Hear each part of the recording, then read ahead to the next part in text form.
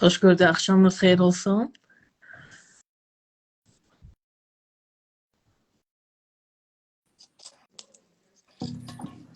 Axşamınız xeyir olsun, Mayda xanım, necəsiniz? Axşamınız xeyir.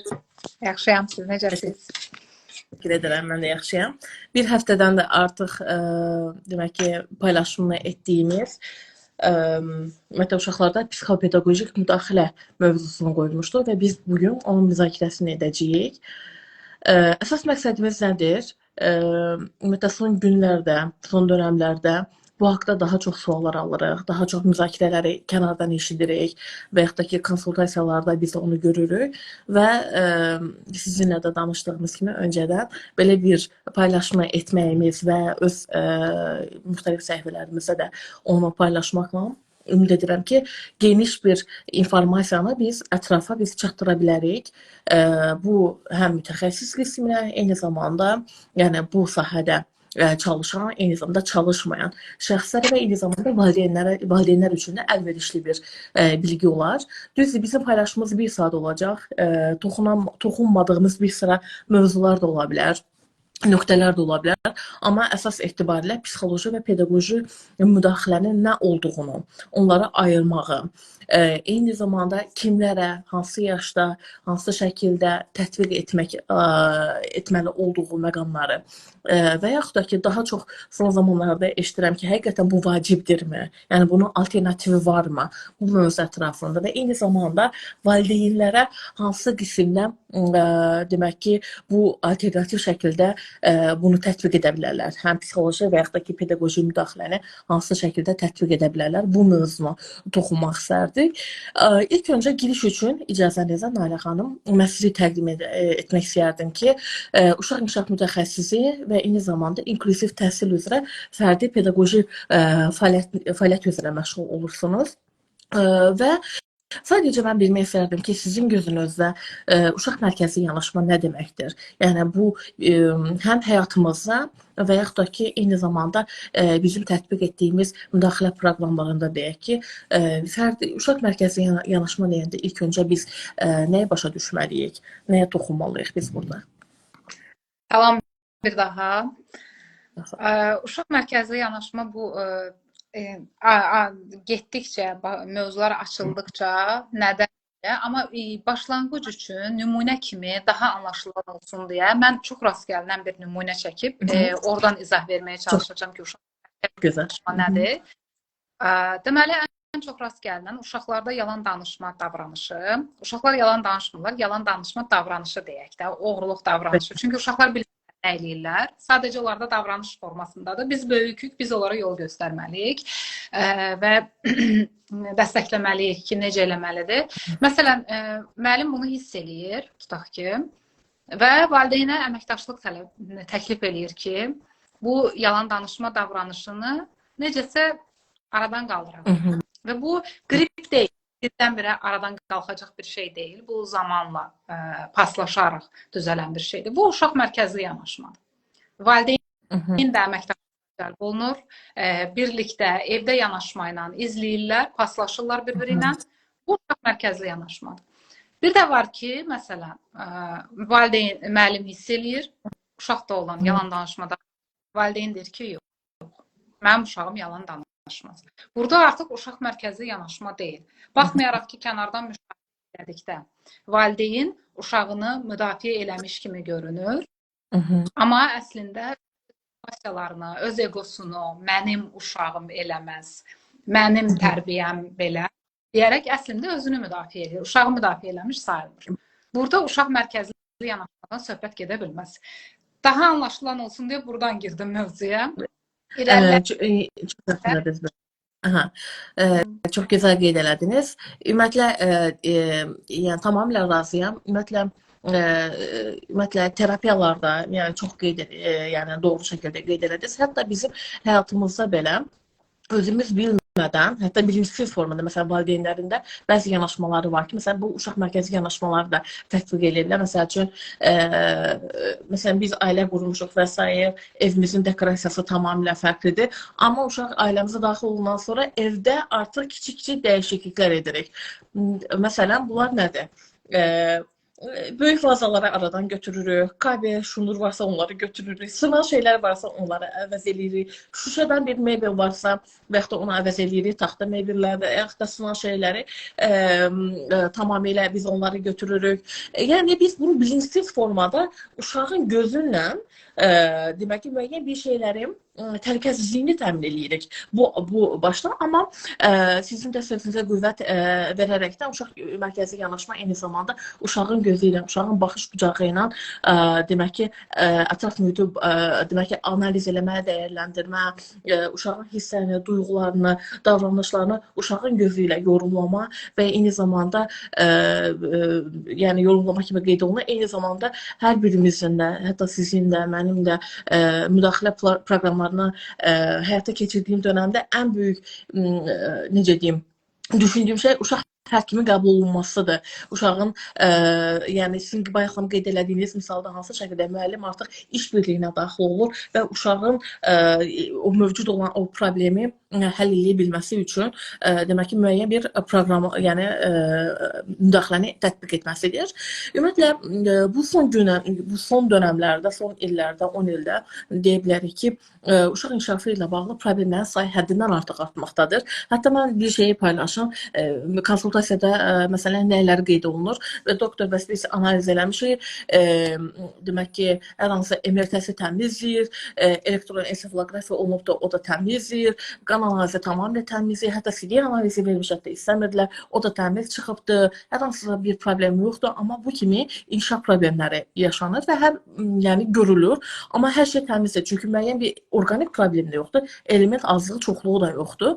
Bu nə ilə əlaqəlidir və biz bunu necə müalicə edə bilərik və s. O zaman bizim də öyrəndiyimiz məlumatlar artıq biz valideynə demək vaxtı əslində gəlib çatır ki, bu kimi sinif inkişaf problemləri kimi uşağın ümumi inkişafının ləngiməsi ilə gedən bir sıra problemlər var ki, o problemlər hər hansısa bir gözlə görülə bilən organik və yaxud da element azalıb çox olmasından asılı olmayaraq meydana gələn bir şeylərdir ki, uşağın malik olduğu bacarıq səviyyəsi, hər yaşdakı nə qədər bacarıq səviyyəsi, bacarıqlar lazımdır. Onların azalması ilə uşağın həm nitq inkişafı olsun, sosial bacarıqları olsun, öz baxım bacarıqlarında əksikliklərlə özünü biruzə verir və bunun üçün də qeyd olunan hər hansı bir dərman müalicəsi yoxdur bunlara bərpa eləyə bilməyimiz üçün və buna görə də biz ən çox istifadə etdiyimiz bir sıra müdaxilə proqramları var ki, indi bugündən bizim danışacağımız psixopedaqoji müdaxilələrdən təsdiqini tapmış. Bu psixopedaqoji müdaxilələri tətbiq etməklə bu uşağın bacarıq səviyyəsinin yaşına uyğun formalaşdırması, sosial bacarıqlarını, öz baxım bacarıqlarını, yəni yer-yerdə, yəni hansı istiqamətdə, sahədə əksikliklər varsa bunu ifadə edəcəyik və bugünkü mövzumuz da budur. Sadəcə mən sual vermək istərdim ki, pedaqoji müdaxilə dedikdə biz nəyə başa düşməliyik, pedaqoji müdaxilə nədir? Bu haqda zəhmət olmasa məlumat verərdiniz. Pedaqoji müdaxilə, məsələn, mən sağlamlıq imkanları məhdud, bu ifadə də son vaxtlar çox mübahisəli olub. Əslində, əlilliyi olan uşaqlar da deyilir. Çünki sağlamlığın məhdud olması çox geniş ifadədir. Adi insan təzyiq problemi varsa, bu da sağlamlıq məhdudiyyəti sayılır. Əlilliyi olan şagirdlərin, belə deyək də, hansı ki, ümumi orta məktəblərə gedirlər, o uşaqların təhsilinə dəstəkdir. Və məndə hardasa 5 yaşdan yuxarı, 6 yaş başlayır. Pedaqoji istiqamət sırf məktəbə adaptasiyadır, bacarıq. Amma bunun içərisində hər hansı patologiya varsa, həll olunmamış psixoterapiya sahəsinə həll olunmamış məsələlər varsa, bu artıq pedaqoqun eləyə biləcəyi bir şey deyil və hansısa bir pedaqoq buna söz verirsə də bu ümid tacirliyidir. Elbətən də doğru. Bu zamanla düzələr məsələn. Məsəl üçün artikulyasiya aparatında uşağın problemi var.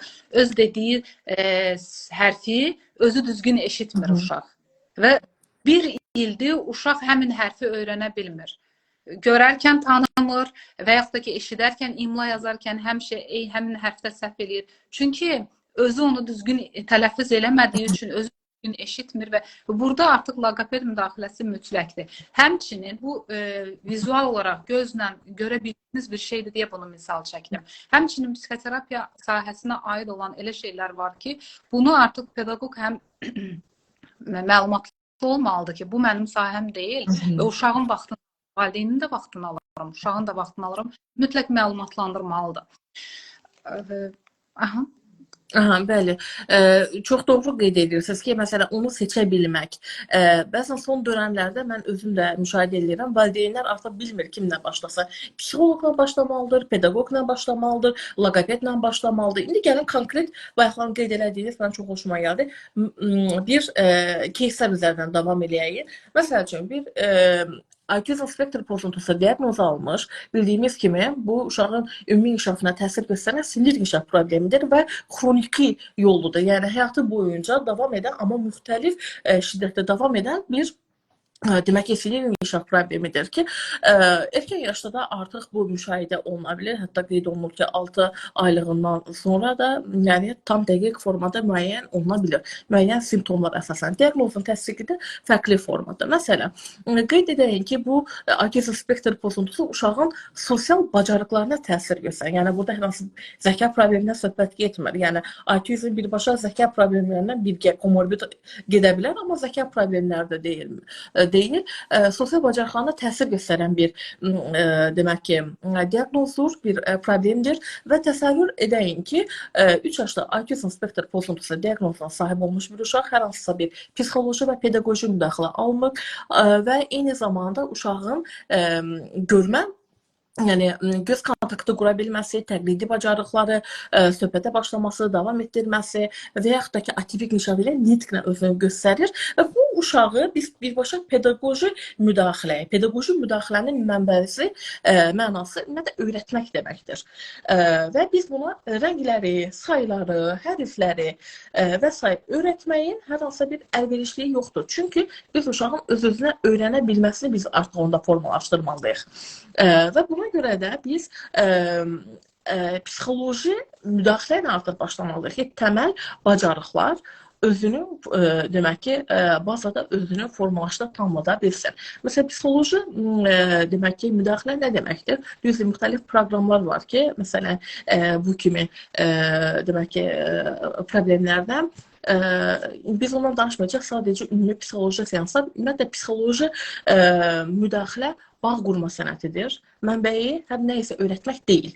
Mən buradan başlamaq istəyirəm və ilk öncə də valideynlərə də bunu qeyd edirəm. Məsələn, autizm üzərində nə üçün getdim? Bayaqdan dedim, göz kontaktı qurma çətinliyi var. Amma həmin autistik uşaqlarda, mən belə qeyd edeyim ki, onlarda göz kontaktı qura bilmə bacarığı zaten var. Amma lazımında yer etməsində problem var və bunu psixoloji seanslar əsnasında bunu biz demək ki, öyrətmək deyil də bunu fərq etdirməkdir. Yəni biz onu deyə bilmək ki, bu uşaq göz kontaktı qurmur, qura bilir. Çünki ehtiyac halında qura bilir. Amma bizim üçün əlverişli deyil. Və yaxud da ki, başqa bir bacarıqlar deyil. Təqlid etmə bacarığı olan uşaq zaten öyrənmə öncəsindədir. Və yaxud da oyun bacarıqları da aşağı olur. Təqlid etmə bacarığı olmadığı üçün, sosial bacarıqları yetərli ola bilmədiyi üçün və oyun bacarıqları məhdud olan uşaq zaten ünsiyyət problemləri və eyni zamanda ünsiyyət problemlərinə əlavə nitqi atipik inkişafı da meydana gələ bilər ki, məsələn, biz burada görürük ki, lüğətində yetəri qədər söz yoxdur, özünü ifadə etmə və s. Və buna görə də biz əsas bazada toxunacağımız müxtəlif bir məqamlar var. Bu məqamlarda artıq biz onları nə isə öyrətmək deyil, onun fərqindəliyini yaratmaqdır. Bu bacarığı onda fərq elətdirməkdir və lazımınca hansı istiqamətdə inkişaf yəni özü buna istifadə edə bilsin.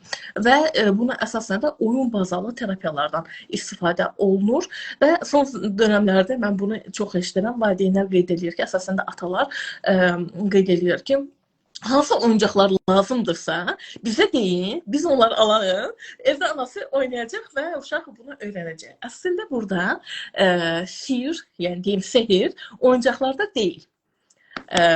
Yəni hansı düzdür oyuncaqların tipi və s. amma burada sehir oyuncaqlarda deyil.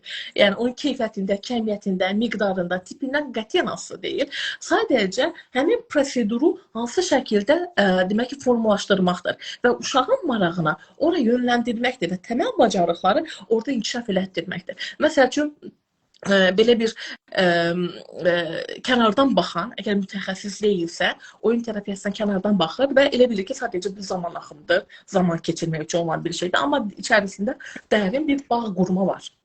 Dərin bağ qurma forma sənədi var.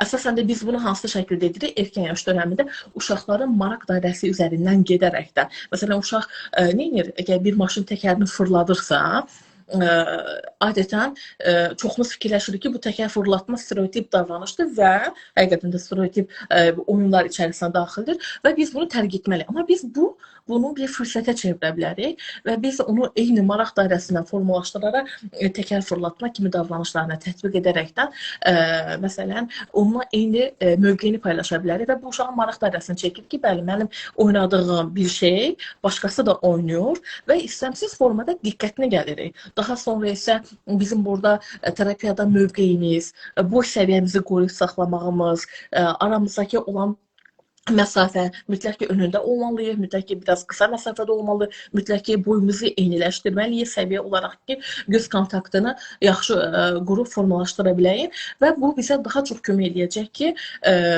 təməl bazada lazım olan bacarıqları növbəli şəkildə, yəni ardıcıl şəkildə biz onlarda formalaşdıra biləyik. Amma biz burada heç səslənmirik, heç ona öyrətmirik, heç ona demirik ki, mənim gözümə bax, onu toxundurmuruq başına və bu çünki bu davranış uşaq tərəfindən enerji sərf olunaraq edirsə və istəkli formada davamlılığı qorunub saxlanır. Bizim buradakı olan fərqimiz isə bunlardır. Və müəyyən bir təməl bacarıqlarını, məsələn, göz kontaktı qurub, ortaq diqqət və ortaq marağını formalaşdırıb, eyni zamanda təqlidi bacarıqlarını formalaşdırdıqdan sonra bu əsas baza verir uşağın anlama və qavramasına zamanla.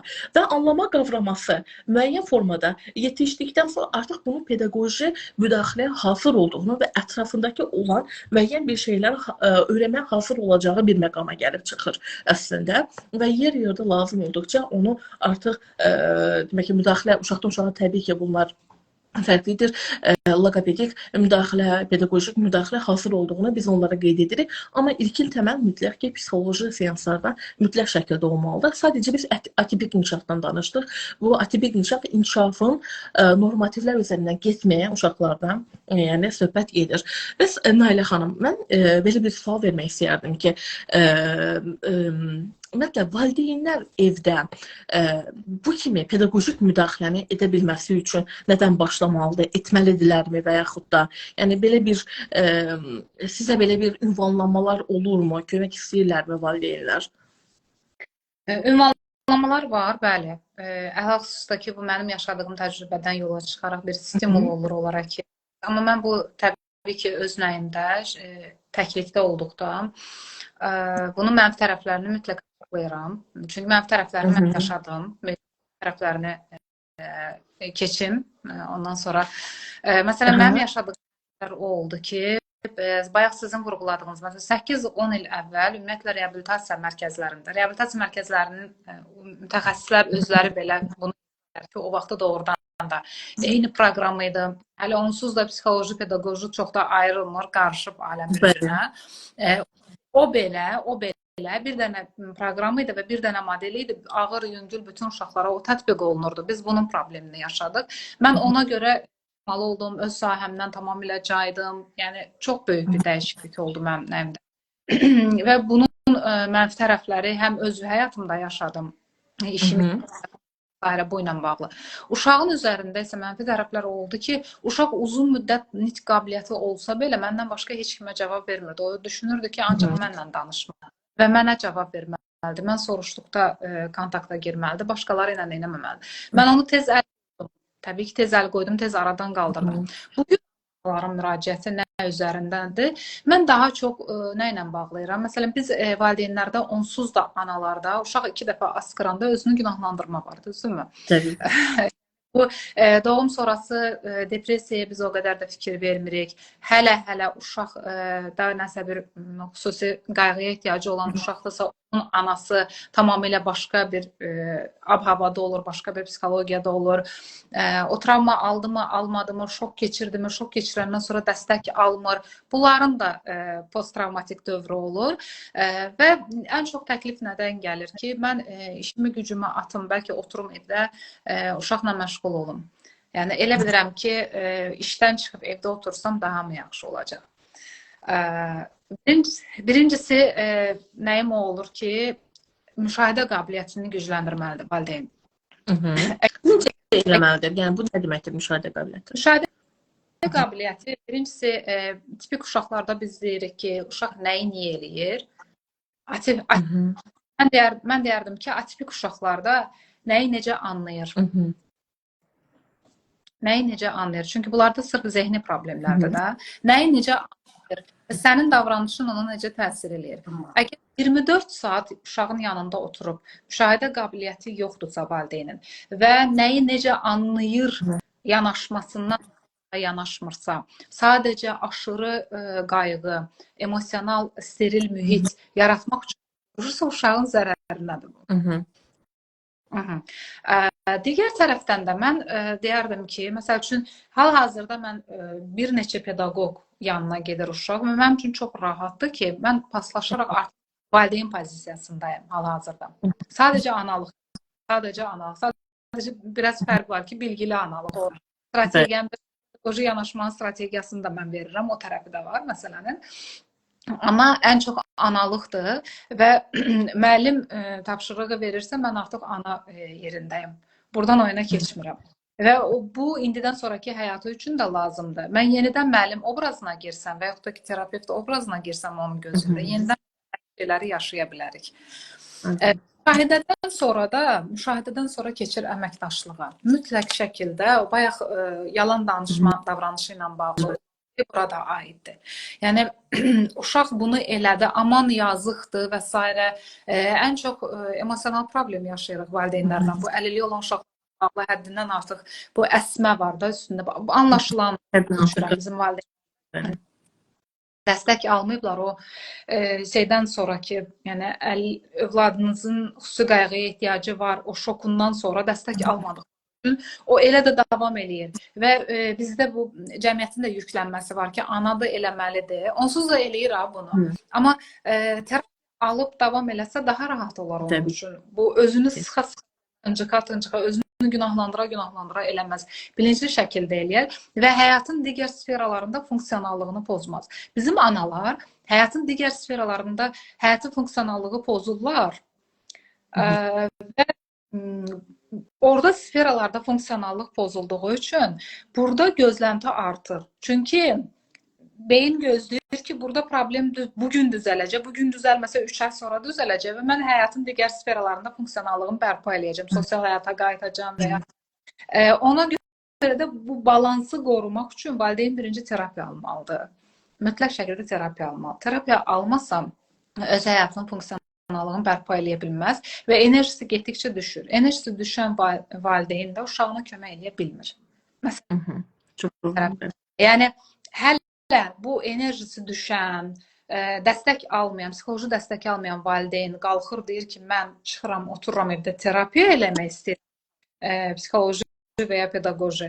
Ümumiyyətlə, burada emosional steril mühitdən başqa heç bir şey deyil, çoxu dəfə. Var. İnsanlar var, yəni şəxsən tanıdığım valideynlər var ki, onlar nəsə eləyə bilirlər. Amma yenə də onlar da paralel olaraq mütləq şəkildə psixoloq, logoped dəstəyi alırlar, amma evdə əməkdaşlıq şəklində gedir. Bilinçli şəkildə yanaşanlar var.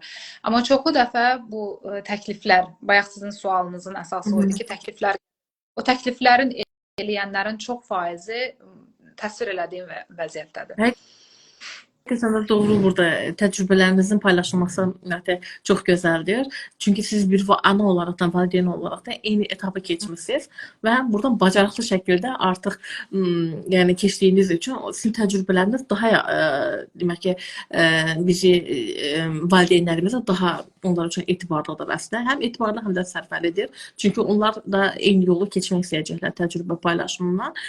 Ümumiyyətlə bilsəm, mən qeyd edim ki, psixoloji, mənim hər zaman konsultasiyalarda valideynlərə qeyd edirəm ki, valideyn valideyndir, valideyn mütəxəssis deyil. Və bu bizim professiyamızdır, bu bizim işimizdir.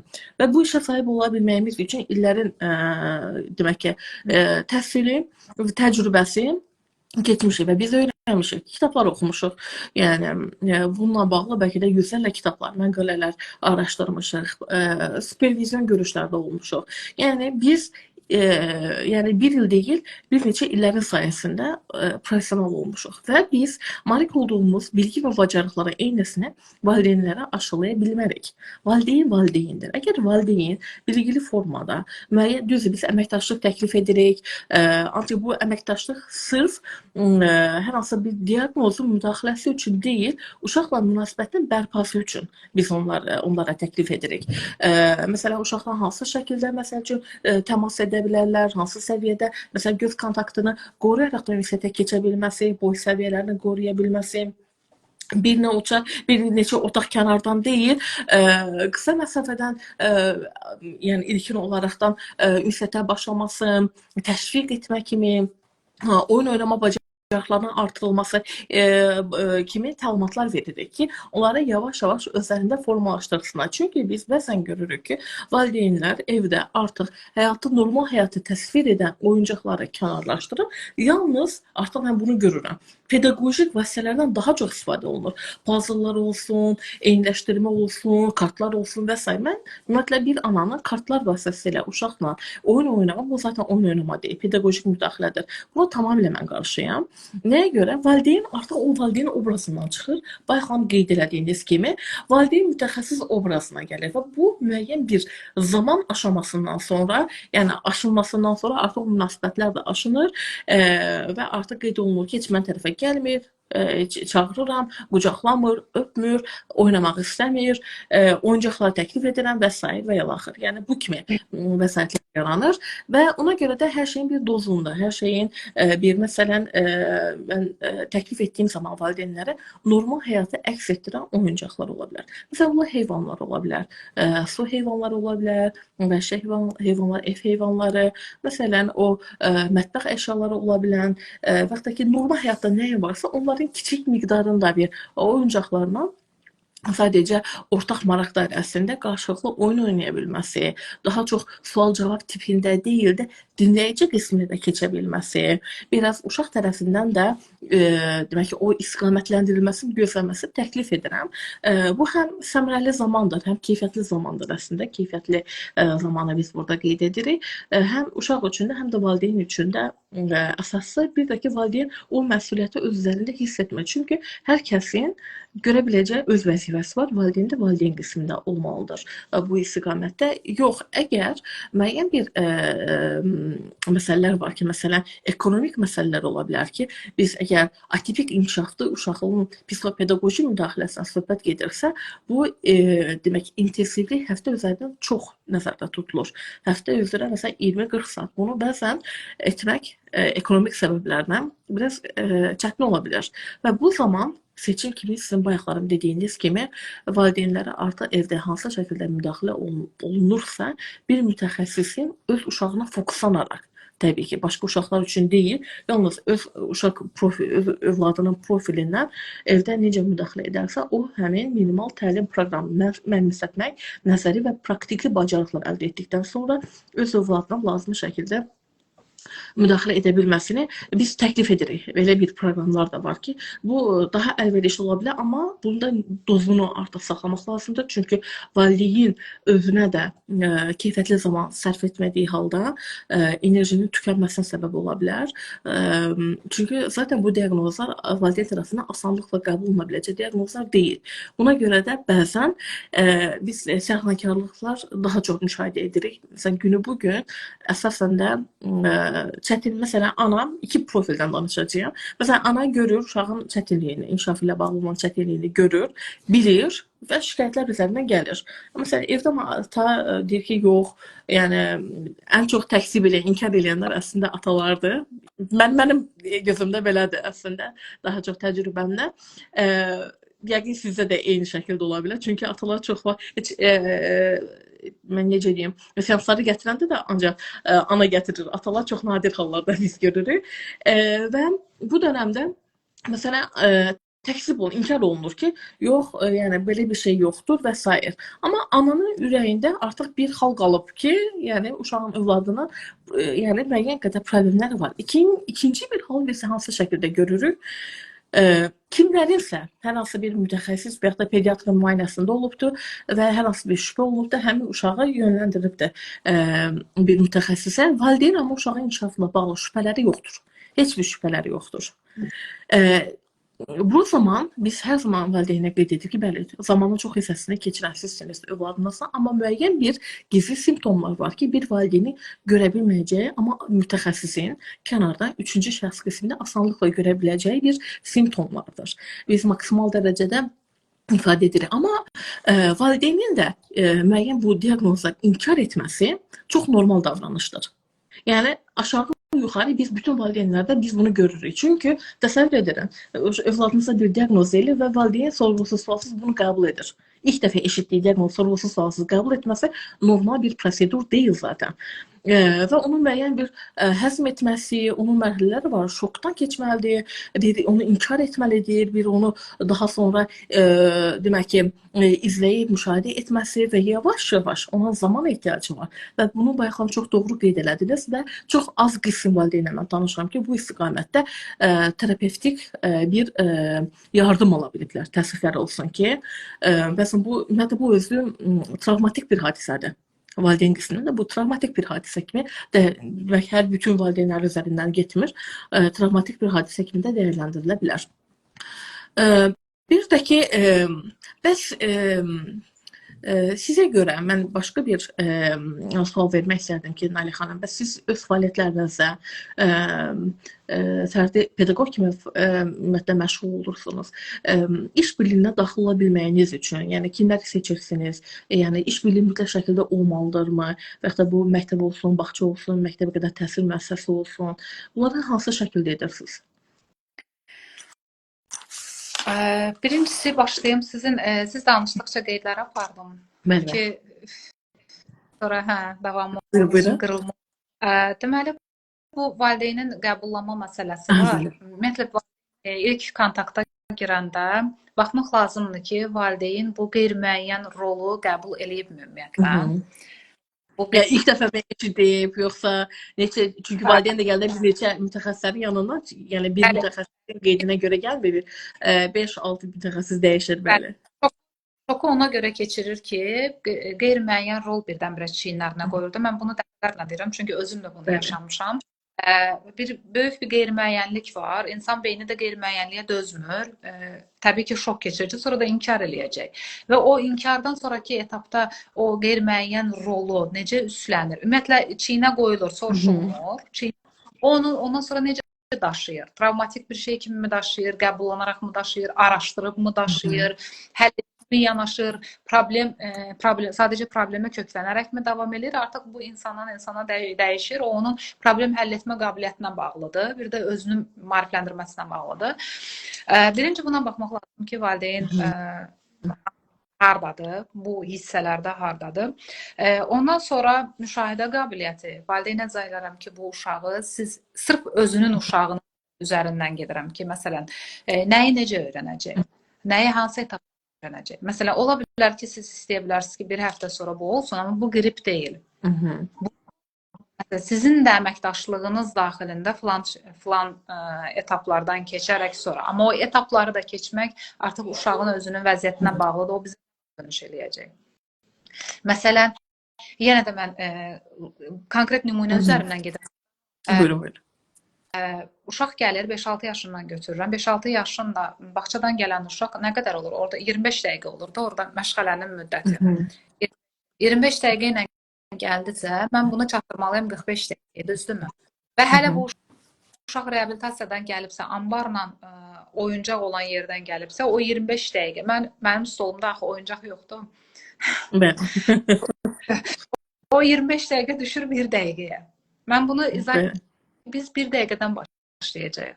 Siz baxmayın bağçada və yaxud da ki, reabilitasiyada o uşaq 1 saatdan. O 1 saat mənim üçün 1 saat deyil, 1 dəqiqədir. Çünki qabağı dolu oyuncaqdır. Biz burada sıfırdan başlayırıq. Uşaq partanın arxasında yavaş-yavaş. Birdən-birə mən 45 dəqiqə bağırda onu otuzdura bilmərəm. Və siz mənə deyəcəksiniz, evdə uşaq nəyi istəyirsə o dəqiqə ağzına verməyəcəksiniz. Mən burada 1 dəqiqə qoyuramsa, siz də evdə 1 dəqiqə gözlətməlisiniz. Mən burada 3 dəqiqə gözlədirəmsə, siz də evdə 3 dəqiqə gözlətməlisiniz. Və burada təbii ki, uşaqla kontaktda olan kim varsa hamı daxildir. Uşağın ailəsi, nənə, bibi, xala mı yaşayır, dayı mı yaşayır, artıq baxmıram. Uşaqla kontaktda, uşaq bir dəfə gün ərzində bir dəfə su verən kim varsa, o belə daxildir əməkdaşlıq. Çünki o bir nəfər poza bilər hər şeyi.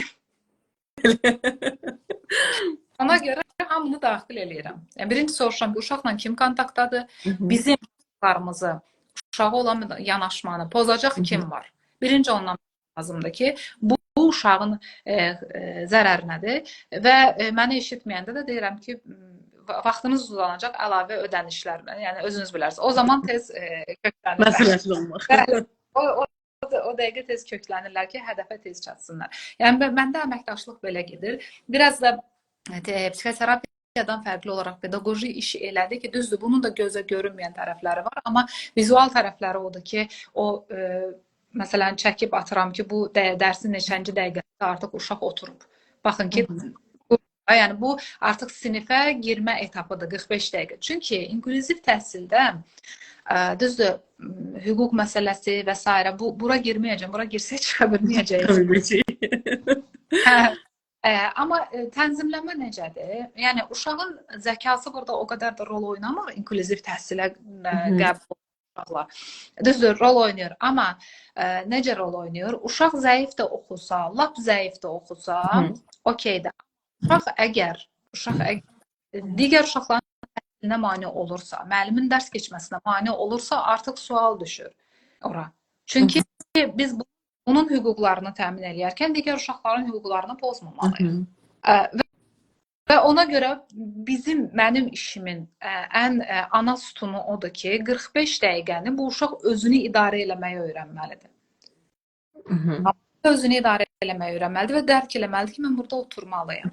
Məcburiyyət altında yox, qorxu altında yox. Çünki 30 uşaq var sinifdə və müəllim hər dəqiqə ona xəbərdarlıq eləyə bilməz ki. Ancaq diqqət mərkəzində həmin uşağı saxlaya bilməz. Bəli, bu mümkün deyil. Onda o birisi uşaqların dərsi pozulacaq. Dərsin izahı var, lövhəyə getməsi var, digər uşağın yanına getməsi var. Ona görə bu uşaq heç bir müdaxilə olmadan o 45 dəqiqəyə çatmalıdır. Və bunu tamamilə izah eləyəndə anlayan ailələr var, çox sağ olsunlar. Bunu əməkdaşlıq şəklində çox gözəl keçmək olur bu etapı. Amma ailədə bir nəfər o uşağı çox istəyib, məsəl üçün tez suyu verirsə, artıq bizim işimiz zəncir qırılır. Bayaq atalarla bağlı bir şey.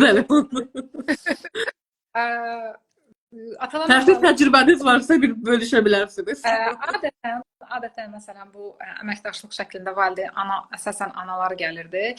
Analarla bu müşahidədir, sonra əməkdaşlıqdır və s. hamısı qurulur, hamısı danışılır və s. Və evə gedəndən sonra o mübahisə qopurdu. Bəzən də o razborkaya da zəng vururdular ki, əslində mənim uşağım elə deyil, belədir. Amma son 2 ayda təkcə mənə zəng vuran 6-cı ata oldu bir həftə əvvəl ki, uşağım 1 yaş 2 aylıqdır hətta, uşağım 2 yaşındadır hətta. Yəni o yaşlarda belə müşahidə eləyirəm, mən onunla ünsiyyət qurmaq istəyirəm, göz kontaktı zəifdir. O qədər sevindirici haldır ki, o uşaqlar adına sevindirici haldır ki, belə ataların sayı çoxalır. Yəni əvvəllər adətən terapiyaya mane olan, uşağın inkişafına mane olan tiplər və ya ümumiyyətlə çıxıb gedən tiplər var idi. Amma düzdür, 6 nəfər çox azdır minlərin içində, amma bu da bir ümid yeridir, bu da bir ümid işidir. Yəni Bəli, mən sadəcə o indi istəmirəm ki, orada bir sadəcə biz o nisbətlərə baxırıq. Çünki bir ay içərisində bizə neçə qismə pasient qismə ata gətirir. Yəni ata gəlir. Biz buna yəni baxaraqdan bu istiqamətdən bəlkə də mənim Azərbaycanda yəni professional təcrübəmdə bəlkə də ata sayını az gördüyüm üçün qeyd edirəm. Bəlkə başqa mütəxəssislər məsələn çox yanlı deyir ki, yox, belə deyil, bizə tamamilə fərqlidir. Sadəcə öz təcrübəmi olaraq paylaşmaq istəyərdim ki, atalarım demək ki, üzərindən yəni bəzən düzdür var, amma öz təcrübəmdə artıq mənim bir əlin barmağını keçmir. Onu özüm üçün qeyd etmək istərdim, bəli. Çox gözəl, yəni sizin təcrübənizdə də o artmanı müşahidə eləməyiniz gözəl bir nəticədir. Bəlkə də bu ailədə vəzifə bölgüsünün daha çox geniş yayıldığı bir şeydə, ata işdədirsə və anaya baxım və s. verilirsə, bundan dolayı ola bilər və yaxud da ki, amma yəni yenə də biz bunun nisbətən artmasını gözləyirik. Həm uşaq üçün də faydalı olacağını düşünürük. Təkcə biz bu kimi atipik uşaqlardan söhbət getmirik. Eyni zamanda mən tipik uşaqlardan da qeyd edərəm ki, psixoloji müayinələrdən dəyərləndirmə aparıldığı zaman yenə də qəbul etməyən şəxslər yenə də hata olur. Çünki qeyd olunur ki, zamanın böyük bir qismi işdə keçirilir və valideyn ana demək ki, uşaqla daha çox ünsiyyətlidir və davranışında olan müəyyən bir çətinliklər deyim və yaxud da ki, müəyyən psixoloji problemlər deyim, məsələn, adaptasiya problemi olsun, yuxu problemi olsun, qidalanma problemi olsun, bağlanma problemləri olsun, bu ana tərəfdən daha yaxşı hiss oluna bilir. Həm emosional olaraq da ana uşaq demək ki, emosional bağı üzərindən qeyd edə bilər, həm də ki, daha çox zaman müşahidə qismində olduğu üçün bəlkə də bu da səbəb ola bilər. Amma burada daha çox təksib edən atadır ki, bəs hər hansı bir problem yoxdur, hətta qeyd edirlər ki, sinir inkişafında müəyyən bir problem yoxdur. Biz amma yəni qeyd edirik ki, bu hər hansı bir sinir inkişaf problemi deyil, bu bir psixoloji problemdir. Gələcəkdə nələrə risklər ata biləcəksə öncəsinə olaraq da adaptativ dildə izah eləməyə çalışırıq ki, əsas məqsədimiz nədir? Ümumiyyətlə, erkən müdaxilə həyat qurtarır. Hər şeyin erkən müdaxiləsi həyat qurtarır. Məsələn, bir xərçəng xəstəliyində belə erkən diaqnoz alarsa, vaxtında müdaxilə alarsa, həmin insan yəni ömrünü saatlarının uzamasına səbəb ola bilər. Eyni zamanda bizdə də autizm olsun, başqa bir öyrənmə çətinliyi olsun. Təsəvvür edin ki, öyrənmə çətinliyi uşağa erkən pedaqoji bir müdaxilənin olması demək ki, daha çox onun akademik bacarıqlarına daha yaxşı təsir göstərir. Eyni zamanda sosial bacarıqlarına daha yaxşı təsir göstərir. Elə deyilmi? Əgər bunun hər hansı bir müdaxiləsi yoxdursa, gələcəkdə başqa bir problemlərə yol açır. Məsələn, disleksiyalı və yaxud da ki, hər hansısa bir məsələn, diskalkuliya, riyazi bacarıqları yetəri qədər, yəni problemləri olan bir uşaq, məsələn, sinif yoldaşları arasında müəyyən bir, necə deyim, bullyingə məruz qala bilər. Konfliktlərin mənbəyi də ola bilər həmin uşaqlara və bu uşaqları dəstəkləmək lazımdır mütləq şəkildə. Sadəcə biz bir sinir inkişaf problemindən danışdıq, bunun psixopedaqoji müdaxiləsindən danışdıq. Məsələn, diqqət əksikliyi, hiperaktivlik pozuntusu diaqnozunun dərman müalicəsi var. Autizm amma dərman müalicəsi yoxdur. Amma diqqət əksikliyi, hiperaktivlik pozuntusu o demək deyil ki, dərman müalicəsinə işlər tam olur. Mütləq ki, onun bir demək ki, psixoterapevtik müdaxiləyə mütləq şəkildə ehtiyacı var. Və davranış terapiyasına əslində ehtiyacı var. Eyni zamanda ailə terapiyası qismində də daha yaxşı biz nəticələr ala bilərik. Ona görə də hər şeyin erkən müdaxiləsi uşağın gələcəyi üçün, sosial statusu üçün mütləqdir. Yəni bizim məqsədimiz də budur ki, gecikmələr olmasın. Nailə xanım, bura nəsə əlavəniz varmı? Burada səbəbdən və bayaq diqqət dağınıqlığı, hiperaktivliyə toxundunuz. Ən yaralı yerimiz bir də valideynin o emosiyalarından çıxış eləyərək əslində uşağı yox, özünü müdafiə eləməsi. Siniflərdə də yaşanır, ibtidai sinifdə də yaşanır, bu bağçada da yaşanır ki, mən uşağıma sərbəstlik verirəm. Uşağı sərbəstlik anlayışdır. Hiperaktivlik və dərsin pozulması və ya bəzən dağıdıcı davranışlar sərgilənməsi tamamilə başqa problemdir. Yəni ikisini valideyn birbirindən qarışdırır. Bir də impulsivliklə bağlı müdaxilə əsasən gecikir. Dövründən artıq başlanmalıdır. Valideyn bunu dəcəlliklə də qarışdırırlar. Və bağça dönəmində olan o 25 dəqiqəlik məşğələlərdə uşağın kənarda qalmasını xəfifdən alırlar. Əslində uşaq orada işte komanda oyunlarında, qrup işində, müəllimin nəyi izah edir, orada əslində daha maraqlıdır. Orada uşaq mütləq iştirak etməlidir və oturub dinləməlidir. Mütləq oturub dinləməlidir. Başqa dəqiqələrə qarışmıram. Uşağı otuzdururlar, başqa məsələ, başqa problemdir. Amma 5 yaşında özdə daha maraqlı eləyirlər də 5 dəqiqəlik məşğələlər. Əgər o məşğələdə uşaq oturmursa, dinləmirsə, ola bilər ki, əl qabiliyyəti və s. əl motorikası və s. imkan verməsin, amma cəhd eləmirsə, ümumiyyətlə buysa, ümumiyyətlə burada dağdan danışırlar, uşaq dərədədirsə, yəni buna mütləq müdaxilə olunmalıdır. Birdən-birə hazırlıq proqramına keçəndə çox dəhşətli problemlər yaşanır. Uşaq ümumiyyətlə qavramır hazırlıq proqramını. Çünki diqqətini toplama bir altyapı yoxdur. Bünövrə qoyulmayıb. O bağçadakı 5 yaş qrupunun o 25 dəqiqəlik proqramı, məşğələ proqramı elə odur. Onun bir bünövrəsinin qoyuluşudur. Uşaq onları sonra zaten başqa fənlərdə daha geniş şəkildə keçir orada eşitdiklərini. Bünövrəsinin, diqqətin bünövrəsinin qoyulmasıdır. Qrup şəklində nəyisə dinləmək, müzakirə eləmək, qrup işinin aparılması, bunun bünövrəsinin qoyulması sinifə hazırlıqdır. Və uşaq hazırlığa gələndə artıq və yaxud da ki, hazırlığı bir təhər keçdi, valideyn yenə bunu görməzdən gəldi və getdi sinifə daxil oldu. Və uşaq yenə qavramayacaq. Çünki diqqətini toplamaq davranışı yoxdur və impulsivlik də bir tərəfdən uşağı durmadan qıcıqlandırır. İkinci problem nədə başlayır? Fərdi pedaqoqa qoyulur. Fərdi pedaqoqa qoyulduqda da repetitor salır onu ağ otağa. Tamamilə dümağ və həyat dümağ deyil axı. Həqiqətən də, bəli. Real həyatda yəni tamamilə fərqli, yəni qıcıqlandırıcı vaxt. Sinif ümumiyyətlə ağ deyil. Sinifdə bundan başqa 30 uşaq var, durmadan hərəkət edən, qələmini yerə salan, bir-birinə nəsə deyən və bu uşağı impulsivlik ona imkan verməyəcək ki, müəllimə qulaq assın. İstəsə belə artıq orada mümkün deyil. Və ona görə də o bağça yaşından valideynlər o uşağa verdiyi sualı özünə də verməlidir. Nəyi niyə eləyirəm? Həqiqətən, niyə eləyirəm? Uşağımı müdafiə eləyirəm, yoxsa mən özümü müdafiə eləyirəm? Mənim uşağım eləməz davranışı yox. Mənim uşağıma eləməyin. Mən uşağıma sərbəstlik verirəm, yanaşması yox. Uşağım həqiqətən inkişaf eləyirmi? Uşağım burada fayda görürmü? Uşağımda doğrudan da nəsə bir əsiklik varmı? İnkişaf qrafikası, hər hansı bir əsiklik varsa bunu ciddiyə almalıdırlar. Və eyni zamanda indidən mən valideyn özünə sual verməli, indidən bir müdaxilə olunmasa gələcəyində nə ilə nəticələnəcək? Yəni buna görə də daha ətraflı bir mütəxəssis görüşlərində olunmalıdır. Mütləq şəkildə özləri üçün bir təlimatlandırma olunmalıdır. Yəni bir eyni zamanda valideyn görüşlərində də olması daha fayda sərgiləyəcək. Ümumiyyətlə bu danışdığımız mövzular həqiqətən də ciddi bir mövzulardır.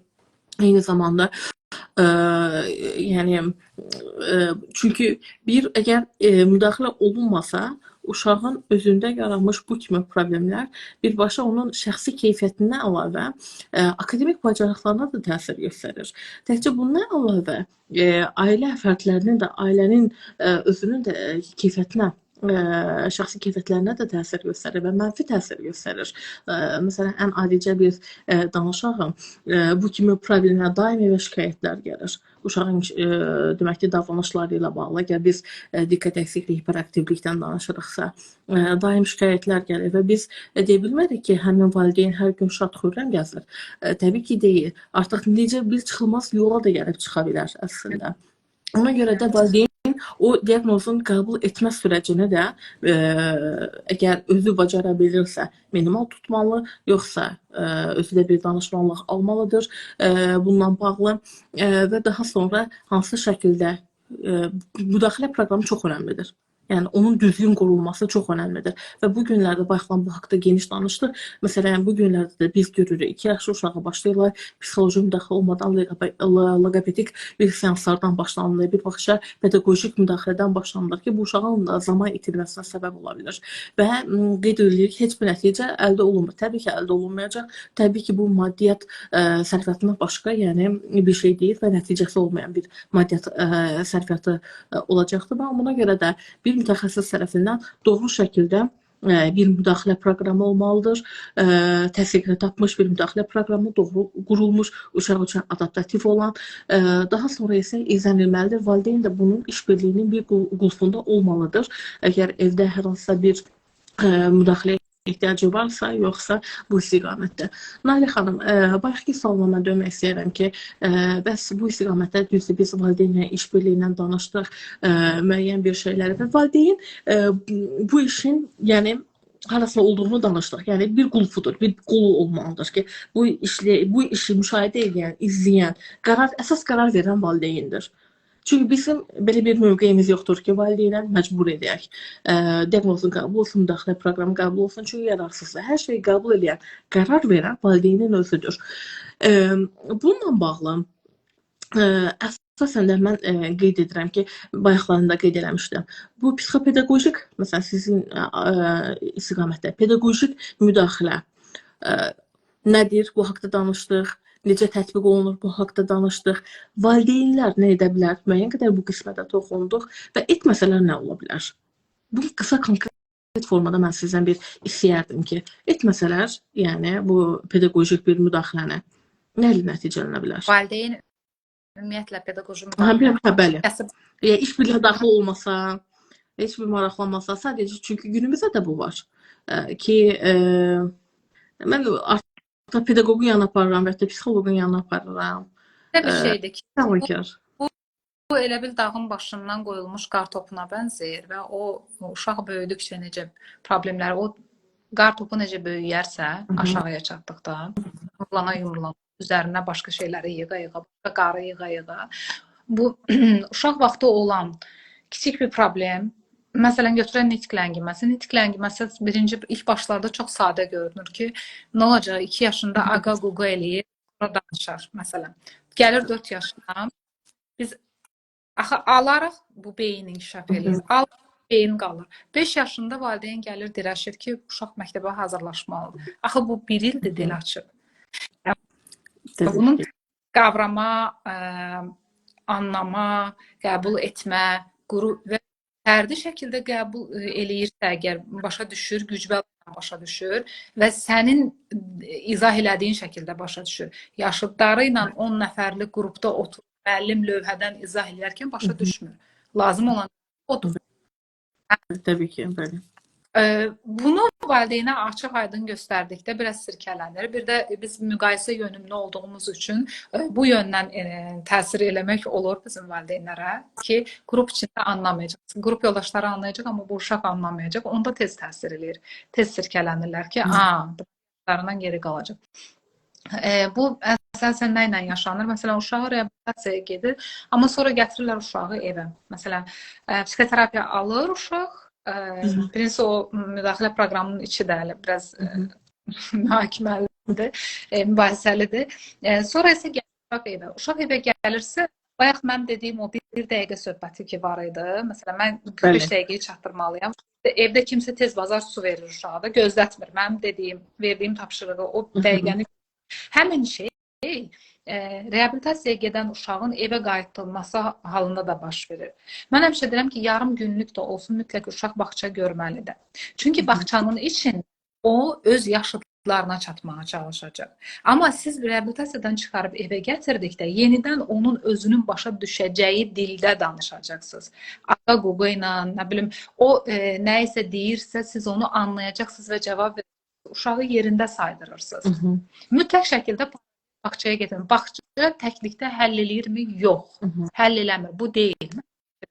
Amma paralel olaraq mütləq gedib öz yaşıdlarının arasında olmalıdır. Siz özünüz evdə ər-arvad, ana, nənə 30 dialoq işlədirsinizsə özünüzə uyğun, amma o öz yaşıdlarından gəlib ən azı gündə 300-500 dialoq eşidir orada.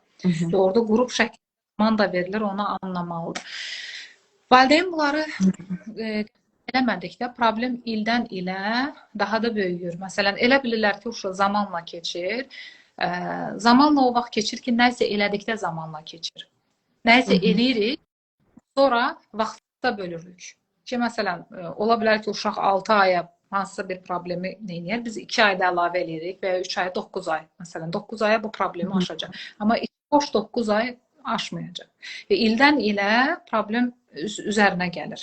Çünki yaşartdıqca yaşın gətirdiyi şeylər oradan da qalır.